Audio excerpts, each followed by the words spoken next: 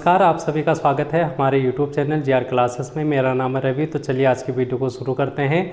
आज हम बात करेंगे यहाँ पर उत्तराखंड के फाउंडेशन बैच में उत्तराखंड का भूगोल, जिसमें हम पिछली क्लास में हमने थोड़ा देखा था उत्तराखंड का भौगोलिक विभाजन। उसको हमने समझा था कि भौगोलिक विभाजन क्या होता है, कितने भागों में विभाजित किया गया है और उसके कुछ भाग हमने देखे थे। आज हम इसी क्लास को आगे को बढ़ाते हुए उसी कंटिन्यू करेंगे। तो चलिए देखते हैं। यहाँ पर हमने उत्तराखंड का भौगोलिक विभाजन देखा था। 8 भागों में उत्तराखंड के भौगोलिक क्षेत्र को विभाजित किया जाता है, ये हमने चर्चाएं की थी। सबसे पहले हमने ट्रांस हिमालय की बात की थी। जैसे अगर हम ये उत्तराखंड देखें, इस तरीके से एक आयताकार रूप में हमने देखा था उत्तराखंड, और इस तरीके से ये ट्रांस हिमालय वाला क्षेत्र है। उसके बाद ये महान हिमालय, इस तरीके से महान हिमालय के बाद आज हम पढ़ेंगे इस तरीके से ये वाला जो रेंज है, ये वाली जो पट्टी है वो कौन सी है, वो है लघु हिमालय की।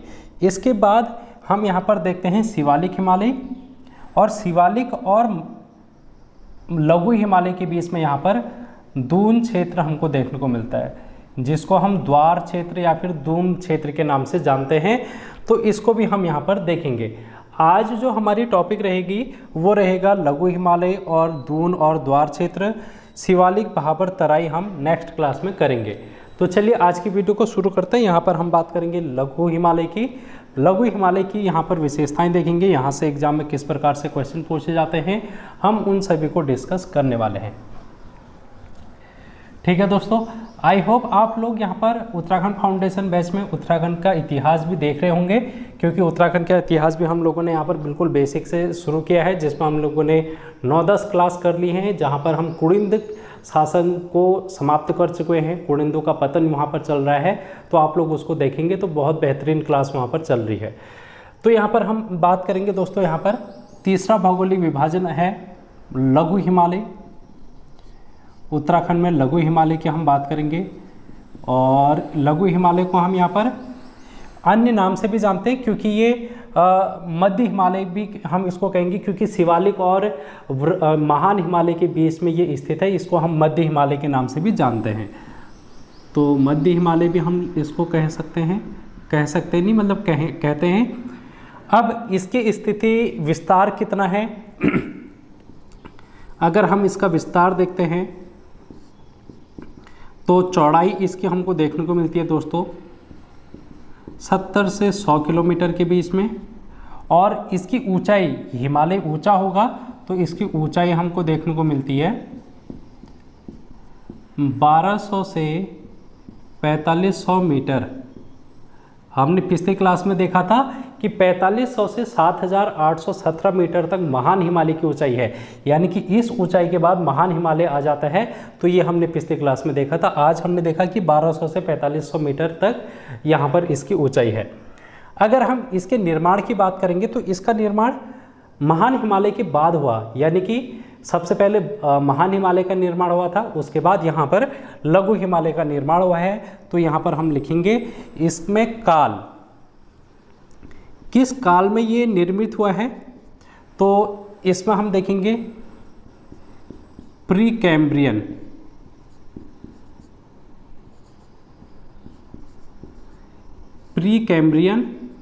तथा पैलियोजोइक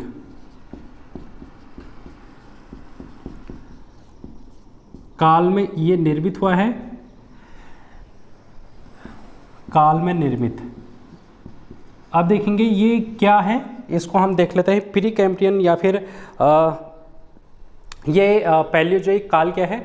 जैसे जैसे पृथ्वी का निर्माण होता रहा, सबसे पहले यहाँ पर ग्रेनाइट चट्टानों का निर्माण हुआ, उसी तरीके से फिर यहाँ पर हिमालय की भी उत्पत्ति हुई, समुद्र का निर्माण हुआ।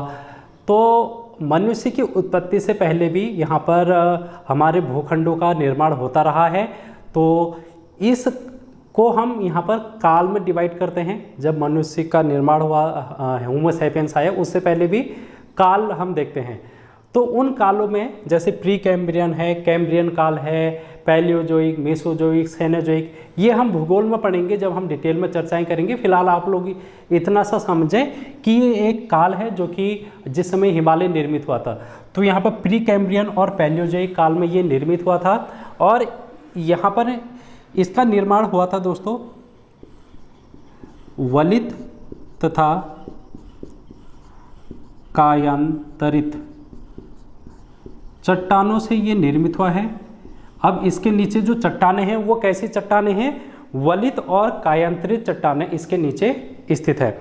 ऊपर तो क्या है? हिमालय है, बर्फ है, लेकिन अगर हम इसके धरातल में जाएंगे, इसके धरती से भी नीचे अगर इसकी चट्टानों की बात करेंगे तो हमको यहाँ पर वलित और कायांतरित चट्टानें देखने को मिलेंगी, जिनमें अगर हम मुख्यतः देखें, जैसे अगर हम नीस की बात करेंगे, यहाँ पर ग्रेनाइट की बात करेंगे, स्लेट की बात करेंगे,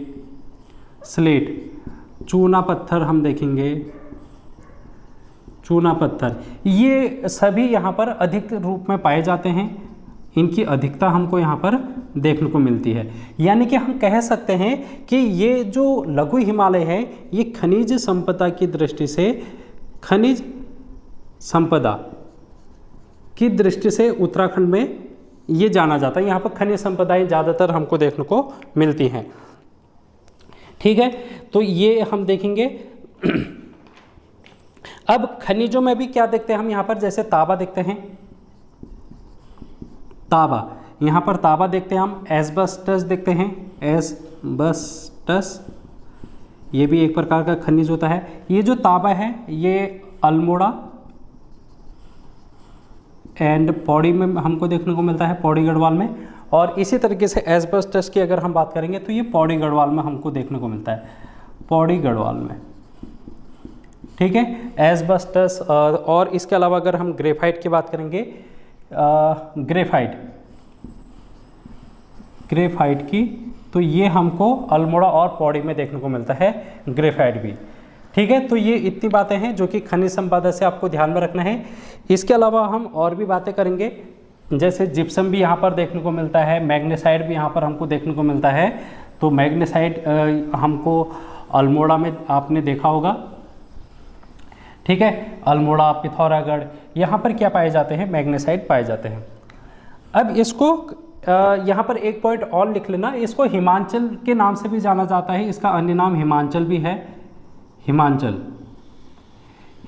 इसलिए है क्योंकि यहाँ पर हम देखते हैं कि जो हिम है, इसका अगर हम संधि विच्छेद करें तो हिम का अंचल आ जाएगा, हिम का अंचल। यहाँ पर बर्फ़ से ये ढका रहता है, लेकिन हमेशा नहीं ढका रहता है। जिस समय बर्फबारी का मौसम होता है शीत ऋतु में, उसमें यहाँ पर हमको बर्फ़ देखने को मिलती है। लेकिन अगर हम देखें इसमें वर्षा काल में वर्षा भी बहुत अच्छी होती है। यहाँ पर वर्षा भी यहाँ पर हमको बहुत अच्छी देखने को मिलती है। 160 से 200 mm के बीच में हमको यहाँ पर देखने को मिलती है। ठीक है, सॉरी, सेंटीमीटर में ही देखने को मिलेगी हमको वर्षा। यहाँ पर 160 से 200 सेंटीमीटर वर्षा हमको देखने को मिलती है। यानी कि यहाँ पर सदाबहार प्रकार के यहाँ पर वनस्पतियाँ पाई जाएंगी, क्योंकि जहाँ पर वर्षा अधिक मात्रा में होती है वहाँ पर हमको सदाबहार प्रकार की वनस्पतियाँ देखने को मिलती है। इसके अलावा हम यहाँ पर देखें तो इसी को हम देख लेते हैं, वन। तो शीतोष्ण कटिबंधीय प्रकार के यहाँ पर वन देखने को मिलते हैं, प्रकार के कोणधारी सघन वन हमको यहाँ पर देखने को मिलते हैं। और कोणधारी वनों में अगर हम बात करेंगे, जैसे देवदार हो गया, देवदार, चीड़ हो गया, बांज हो गया, खरसू हो गया। ठीक है, ये सभी वनस्पतियाँ हमको वनों की देखने को मिलती है, तो ये बात आपको ध्यान में रखनी है। इसके अलावा यहाँ पर फल भी देखने को मिलते हैं, फल। तो शीतोष्ण कटिबंधीय फल मिलते हैं हमको यहाँ पर, शीतोष्ण कटिबंधीय फल। और शीतोष्ण कटिबंधीय फलों में जैसे सेब हो गया, यहाँ पर सेब, नाशपाती, ये सभी अच्छी मात्रा में हमको यहाँ पर देखने को मिलते हैं, जैसे पोलम, खुमानी, ये सभी। ठीक है, तो आप लोगों ने पहाड़ी क्षेत्रों में देखा होगा, अभी जो मौसम है मई, जून, जुलाई, इस वक्त यहाँ पर ये जो नाशपाती अब देखने को मिलेगी, सेब यहाँ पर देखने को मिलेंगे, पूनम खुमानी, आड़ू, ये सभी यहाँ पर शीतोष्ण कटिबंधीय फलों में हम गिनते हैं इनको। तो ये बात आपको ध्यान में रखनी है। इसके अलावा हम यहाँ पर देखेंगे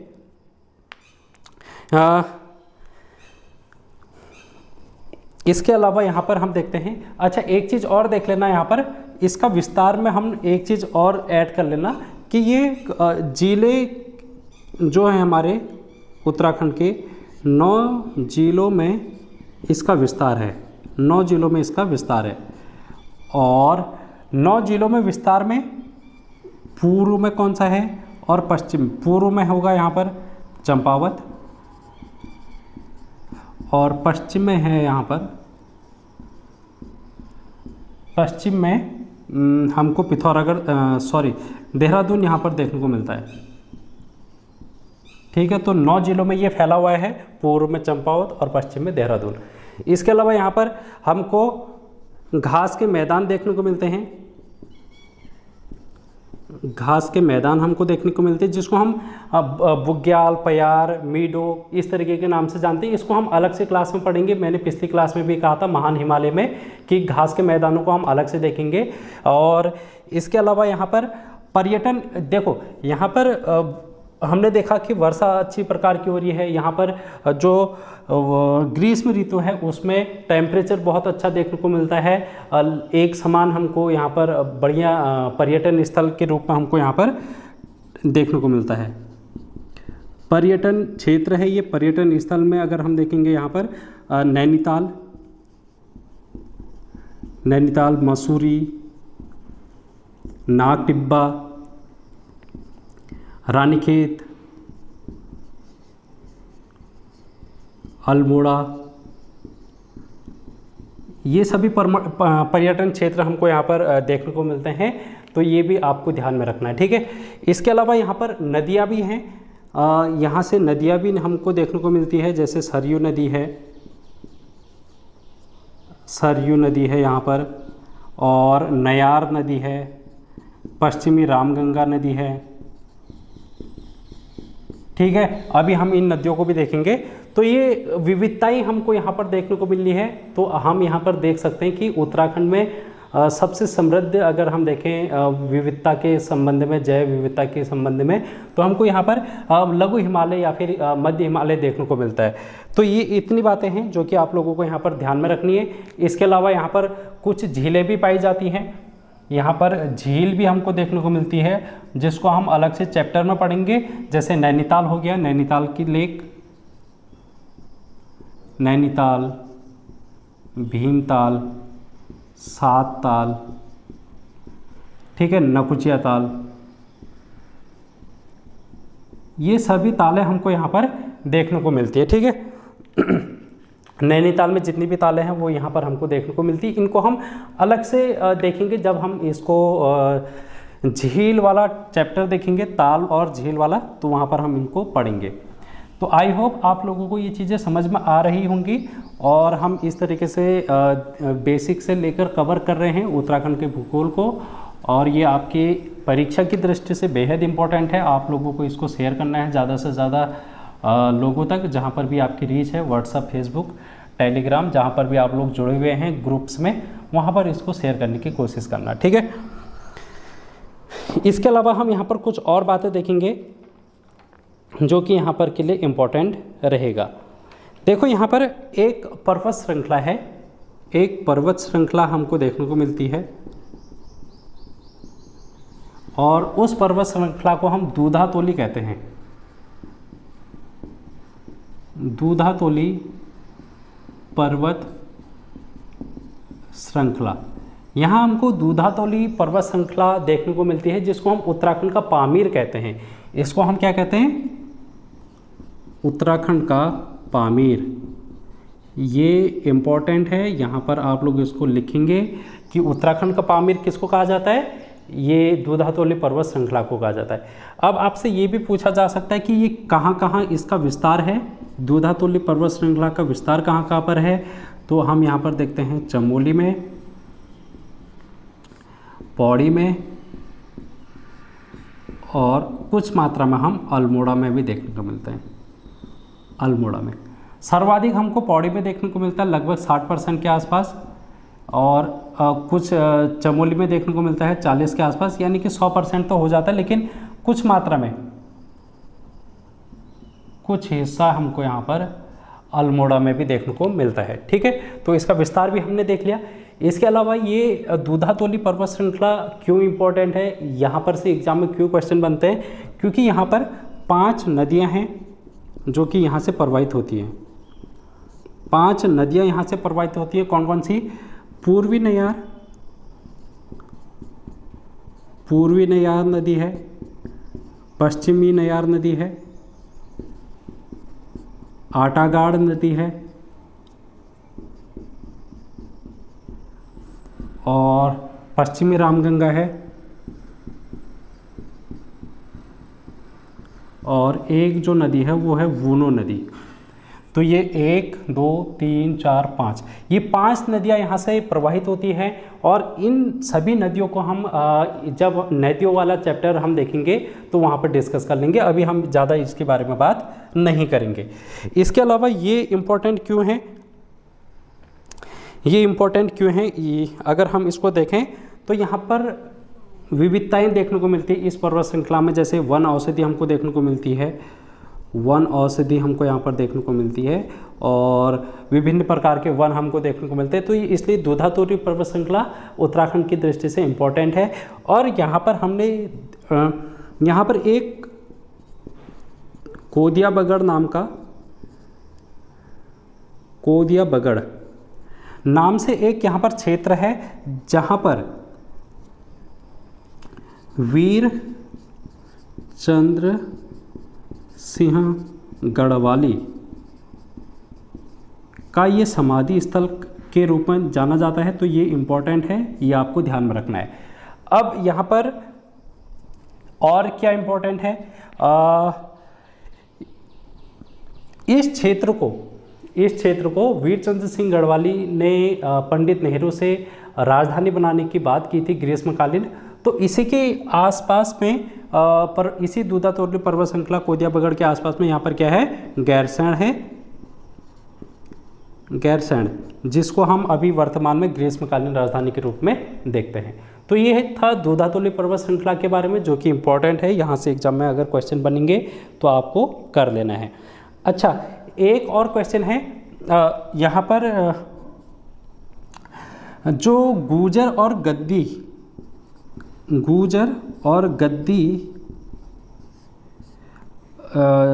जनजातियां हैं,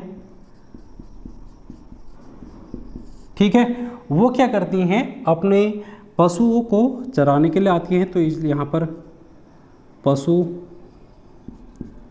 चराने के लिए यहाँ पर आते, तो आपसे पूछा जा सकता है कि यहाँ पर कौन सी जनजातियाँ हैं जो कि अपने पशु चारण के लिए आती हैं। तो ये गुर्जर और गद्दी जनजाति। जैसे हमने पिछले वाली वीडियो में देखा था कि महान हिमालय में कौन सी जनजाति है, तो आपको कमेंट बॉक्स में लिखना है महान हिमालय में कौन सी जनजाति है जो कि अपना निवास स्थान ग्रीष्म काल में महान हिमालय को यानी कि वृहद हिमालय को बनाती है।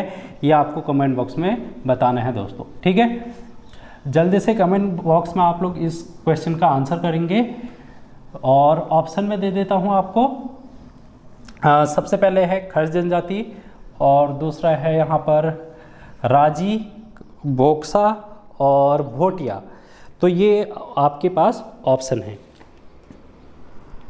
अब हम यहाँ पर, ये हमारा मध्य हिमालय कंप्लीट हो गया है। अब हम यहाँ पर बात करेंगे चौथा जो विभाजन है, दून या फिर द्वार क्षेत्र, ठीक है। अब ये दून या द्वार क्षेत्र क्या है, इसको हम सबसे पहले समझ लेते हैं।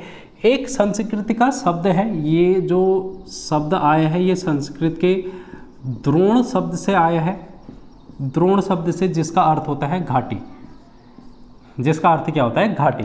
दो पहाड़ियों के बीच का जो स्थल होता है उसी को हम घाटी कहते हैं। जैसे अगर ये देखें, ये तो ये वाला जो क्षेत्र होगा इसको हम घाटी कह देंगे। ये पहाड़ है और ये भी पहाड़ है, तो इसके जो बीच का जो क्षेत्र होगा उसको घाटी कह देंगे। अब यहाँ पर अगर हम दून और द्वार की बात करेंगे तो ये इसको हम पूर्व में किस नाम से जानते हैं और पश्चिम में हम इसको दून नाम से जानते हैं और पूर्व में इसको हम द्वार नाम से जानते हैं। दून में हम जैसे देखेंगे देहरादून,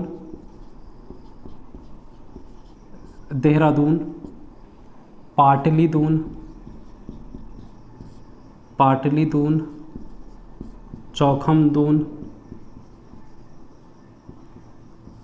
चौखमदून। तो इसका विस्तार हम देख पा रहे हैं यहाँ पर पश्चिम में दून में जैसे देहरादून है, पाटलीदून, चौखमदून, पौड़ी गढ़वाल वाले क्षेत्र में इनका विस्तार हमको देखने को मिलता है। और पूर्व में द्वार जैसे हम बात करेंगे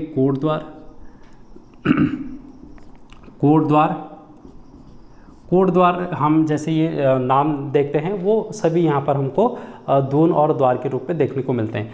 ये जो दून और द्वार क्षेत्र है ये क्षैतिज व चौरस समतल घाटियाँ होती हैं,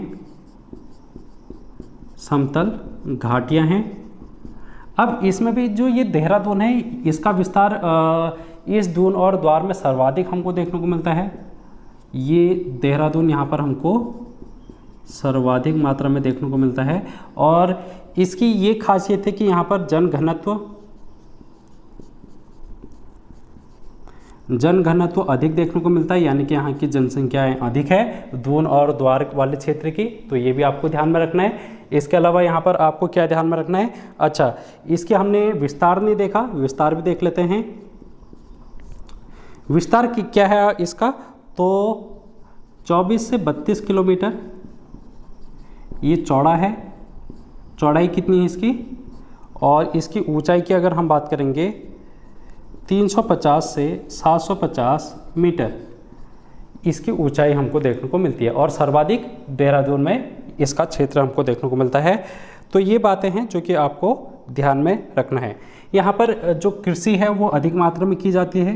कृषि के लिए ये क्षेत्र उपजाऊ वाला क्षेत्र है, क्योंकि घाटी वाला क्षेत्र है तो वहाँ पर कृषि अधिक मात्रा में होगी। ये सारे पॉइंट आप मेंस एग्जाम में लिख सकते हैं। जब आपको कुछ इस तरीके की चीज़ें लिखने को आएंगी तो वहाँ पर हम इनकी विशेषताएं लिखते हैं मेंस में। तो दून और द्वार की विशेषता क्या है कि यहाँ पर कृषि अधिकतम मात्रा में की जाती है, क्योंकि ये उपजाऊ क्षेत्र है, घाटी में स्थित है। और जैसे यहाँ पर धान की खेती हमको अधिकतम देखने को मिलती है, तो ये आपको ध्यान में रखना है, ठीक है। तो इस तरीके से आज हमने दून और द्वार भी कंप्लीट कर लिया। इसमें ज़्यादा आपको जानकारी नहीं लिखनी है, ज़्यादा क्वेश्चन यहाँ पर से बनेंगे तो यही बनेंगे, ठीक है।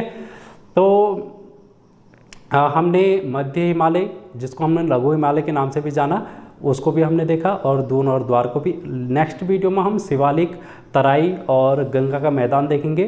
फिर इस तरीके से हम 3 क्लास में उत्तराखंड का भौगोलिक विभाजन को समाप्त कर लेंगे। तो आज की वीडियो में इतना ही। वीडियो कैसी लगी कमेंट बॉक्स में ज़रूर बताना। Thank you so much.